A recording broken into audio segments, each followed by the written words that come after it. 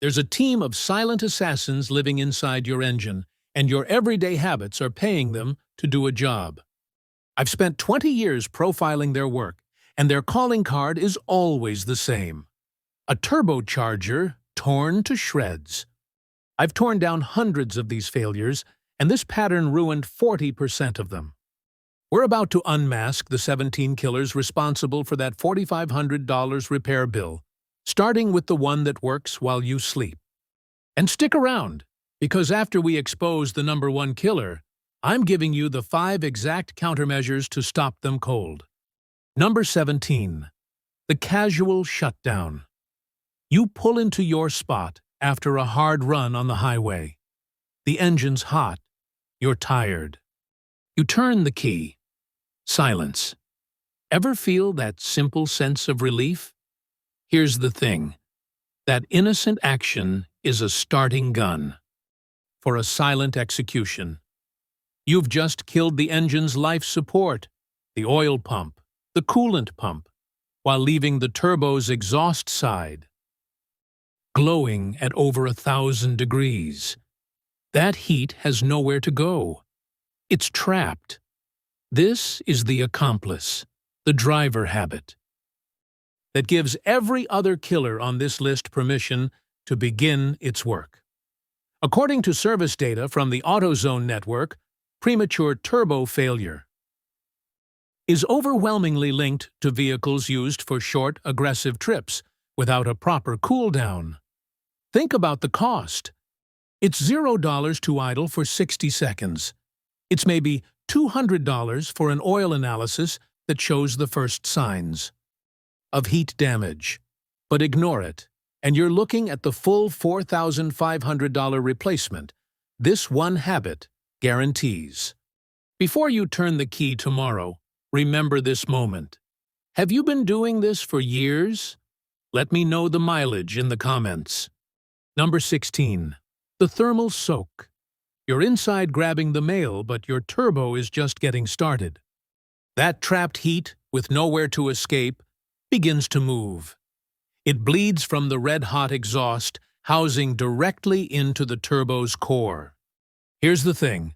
This isn't a gentle warming. It's a focused thermal assault. The delicate center bearing, which was running at a stable 300 degrees with cooling oil flowing, now starts to cook.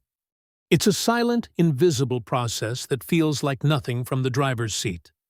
A 2019 SAE technical paper, number 2019-01-0735, proved that bearing temperatures can spike from 300 to over 500 degrees in the first 90 seconds after a hot shutdown.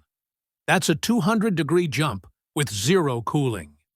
This costs nothing to see on a gauge because there isn't one. But let it happen, and you're looking at a $900 bill. For a new center cartridge, let it get worse, and you're buying the whole assembly. If this feels harmless, you won't believe what happens to the oil left inside. What's the hottest you've seen your oil temp gauge read? Drop the number below. Number 15. The oil standstill. While that intense heat creeps into the bearing, the oil inside has stopped moving. Think about it. The oil pump is off. That thin film of life-saving liquid is now a stagnant, trapped puddle. Here's the thing. Oil is designed to move, to carry heat away from critical parts. When it stops, it becomes a sitting duck for a thermal attack. The molecules just sit there, absorbing every single degree of that post-shutdown heat soak, getting cooked over and over again. It's like leaving a thin layer of cooking oil in a cast iron pan after you've turned off the burner. It just bakes on. You can't smell it, you can't see it, but the damage is beginning. Independent testing from the Southwest Research Institute has repeatedly shown that stationary oil breaks down exponentially faster under heat than circulating oil. This is the moment the protector becomes a poison. The cost of an early oil change is $50. The cost of ignoring it is a clogged oil line that a shop might charge $300 to clear. The cost of a total blockage? That's next. 3 weeks later, that stagnant oil is unrecognizable. Ever had an oil analysis come back with high oxidation? Tell me about it. Number 14. The boiling point. That stagnant puddle of oil is now absorbing heat that spikes past 400 degrees Fahrenheit. Feel that? Of course not. But your oil does. Here's the thing. Every motor oil has a point where its long, complex molecular chains literally start to break apart from heat. For many conventional oils, that process kicks off right around 400 to 450 degrees.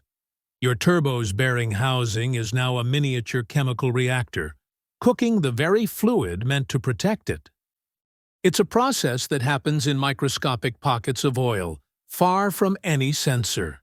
A technical brief from Shell Lubricants confirms that base oil oxidation speeds up dramatically above 400 degrees, starting the creation of sludge and varnish.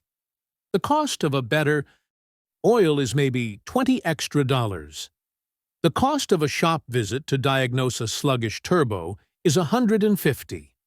The cost of cooking your oil into a solid? That's coming. Meanwhile, in Arizona or any hot climate, this process happens even faster. Has your car ever felt sluggish on a hot day? Let me know the city you're in. Number 13. The first carbon. The oil molecules are breaking down. They are cracking under the intense heat, and they don't just disappear. They leave something behind. Here's the thing.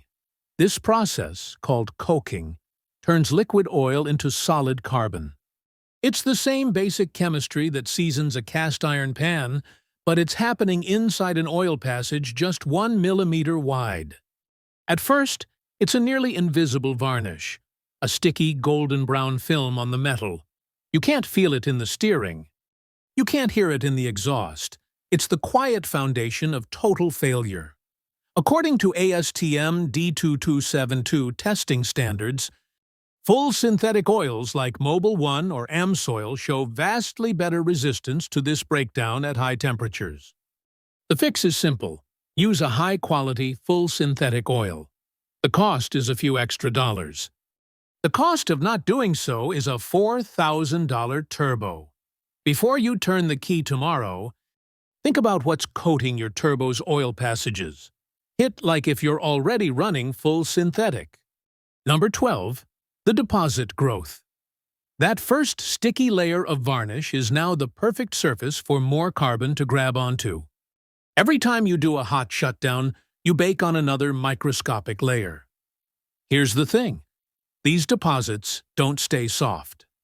They cook, harden, and grow, turning from a thin film into a thick, black, brittle crust. It's like plaque building up. In an artery, slowly but surely choking off the flow. I've spent my life tearing down failed parts, and I trust it when you can smell it. The acrid, burnt smell of cooked oil is a dead giveaway. But this process is silent. I've seen turbo bearings where this carbon is so thick, it looks like a piece of charcoal you could scrape off with a screwdriver. A report by the American Petroleum Institute notes that modern API SP-rated oils have additives to fight this, but they can't win against constant abuse. The cost of prevention is a $12 quart of the right oil. The cost of ignoring it is a $500 cleaning of the oil lines. The cost of letting it go? Total oil starvation. Check your oil cap for any gritty black residue right now. That's your first warning. What you find could be a sign of the pressure drop we're about to see. Number 11. The choke point. The carbon deposits are no longer just a coating. They are now an obstruction. That critical oil feed line to the turbo bearing is tiny, sometimes as small as 1 or 2 millimeters wide.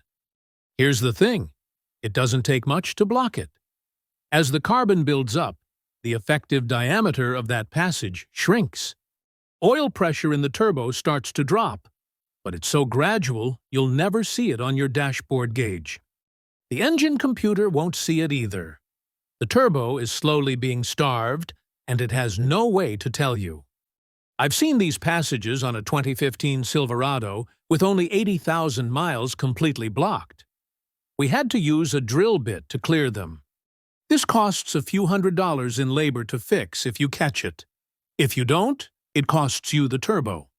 And if you really ignore it, it costs you the engine. It's an invisible killer that leaves no codes. 3 weeks later, that slight drop in pressure becomes a total blockage. Tap the like button to remember to check your oil feed lines on your next service. Number 10. The cold start. Now the real damage begins. The engine is cold. You turn the key to head to work. The oil pump engages, sending thick, cold oil through the engine. Here's the thing. That oil struggles to get through. The carbon-choked passage leading to your turbo. For the first few critical seconds, while the rest of the engine gets lubrication, the turbo gets almost nothing. It's spinning at tens of thousands of RPM completely dry. You might hear a faint, high-pitched whine for a second or two that you dismiss as a normal cold start noise. It's not. It's the sound of metal grinding on metal at incredible speed. Automakers like BMW and Mercedes have issued technical service bulletins, like SI B110314, addressing turbo failures linked directly to these blocked feed lines. The cost of that little noise? Zero, if you act. A few $100 for a new oil line, or a few thousand for the turbo it's about to destroy. Meanwhile, in Germany, this is a well-documented path to catastrophic failure. Make sure you subscribe so you don't miss the next signs. Number 9. The starvation. The engine is warming up, but the oil flow to the turbo is still dangerously low. The blockage is acting like a permanent choke. Here's the thing. Your turbo shaft is designed to ride on a cushion of oil that prevents any metal-to-metal contact. With reduced flow, that cushion collapses. The shaft is no longer floating. It's now making direct, intermittent contact with the bearing, generating immense friction and heat. You won't feel it. You won't hear it yet, but inside that turbo, a microscopic war is raging. I've seen bearings from starved turbos that are scored and blue from heat, even though the owner swore they changed their oil on time. The oil was fine. It just couldn't get where it needed to go. The cost of this damage is a ticking clock. Catch it now, and it's a $400 bearing cartridge. Wait, and the damage becomes irreversible, forcing a full replacement. Before you turn the key tomorrow, listen for that subtle cold start whine. That's a cry for help. Hit the notification bell if you want to stay ahead of these hidden failures. Number 8. The micro weld. The turbo shaft is spinning at over 150,000 RPM. Without that oil cushion, the friction is unimaginable. Here's the thing. The heat generated at the points of contact is instant and extreme. It can easily exceed 800 degrees, the point where steel begins to weaken. For a split second, the surface of the bearing and the shaft gets so hot, they momentarily weld together. The inertia of the spinning assembly immediately rips the weld apart, tearing a microscopic piece of metal from the surface. If this seems like a small problem, remember it's happening thousands of times per second. I've torn down turbos where the bearing journals looked like they'd been chewed by a grinder. That's not wear. That's the result of countless tiny welds. A new bearing cartridge costs $400. A new turbo costs 10 times that. A new engine costs 20 times that. If you think this sounds bad, wait until those metal fragments get into the oil. Number 7. The abrasive. Those tiny particles of metal torn from the bearing and shaft are now circulating in the small amount of oil that is getting through. Here's the thing. Your engine oil has now been turned into liquid sandpaper. These hardened steel particles are incredibly abrasive. They are carried through the bearing, scratching, scoring, and gouging every surface they touch. This process accelerates the wear exponentially, creating even more metal particles. It's a vicious, self-sustaining cycle of destruction. A 2022 study by the testing lab Intertech analyzed oil from failed turbocharged engines and found metallic particle counts over 500% higher than in healthy engines, confirming this wear cycle. The cost is no longer about prevention.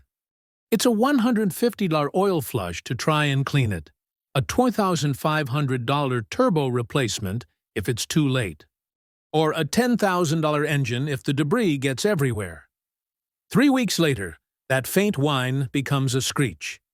If you've heard that noise, drop the year of your car in the comments. I want to see a pattern. Number 6. The imbalance. The bearing surfaces are now heavily damaged. The clearance between the shaft and the bearing, normally measured in thousandths of an inch, has opened up dramatically. Here's the thing. The turbo assembly is balanced with incredible precision. Even a tiny amount of shaft play creates a massive rotational imbalance at 150,000 RPM. The shaft begins to wobble, like a tire that's lost a wheel weight. This wobble is the symptom every technician checks for. You can feel it by gently wiggling the compressor nut with the engine off. Anything more than a barely perceptible movement is a death sentence. OEM suppliers like IHI and Mitsubishi Heavy Industries specify shaft play tolerances of less than a few hundredths of a millimeter. I've seen failed turbos with so much play you could move the shaft a quarter of an inch. That's not a wobble. It's a time bomb.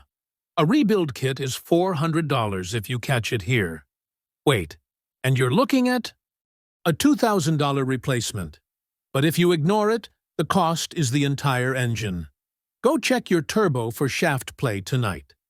What you feel will tell you if the blades are about to hit the housing. That's the sound no one ever forgets. Number 5. The blade strike. The shaft is now wobbling violently inside the housing. The clearance between the tips of the compressor and turbine wheels and the inside of their housings is razor thin. Here's the thing. That wobble is about to become a collision.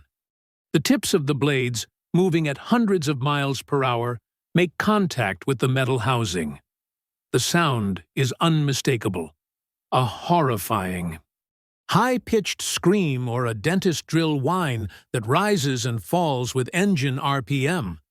I've seen compressor wheels where the blades are chewed down to stumps and housings with deep grooves carved into them. The damage is immediate and catastrophic. According to NHTSA complaint logs, this audible, grinding noise is the final warning sign reported by owners just before total turbo failure in over 60% of documented cases. The cost to fix this is no longer a repair. It's a full $2,500 replacement for the turbo, plus another $500 in labor. Ignore this sound for even one trip, and the cost could double. If you've ever heard that sound, tell us. What happened next? Your story could save someone a tow truck bill. Number 4. The shattered shaft. The imbalance is now so severe and the blade strikes are so violent that the turbo shaft itself is under immense stress. It's being bent and flexed thousands of times per second. Here's the thing. Hardened steel doesn't like to flex. It fatigues and it breaks. The turbo shaft, weakened by heat and stressed by imbalance, will snap in an instant. It usually breaks right in the middle, in the hot section between the wheels. When it does, the two halves are no longer connected. They are now two separate, unbalanced projectiles spinning freely at insane speeds. I've seen a snapped turbine shaft exit the exhaust housing and embed itself in the firewall.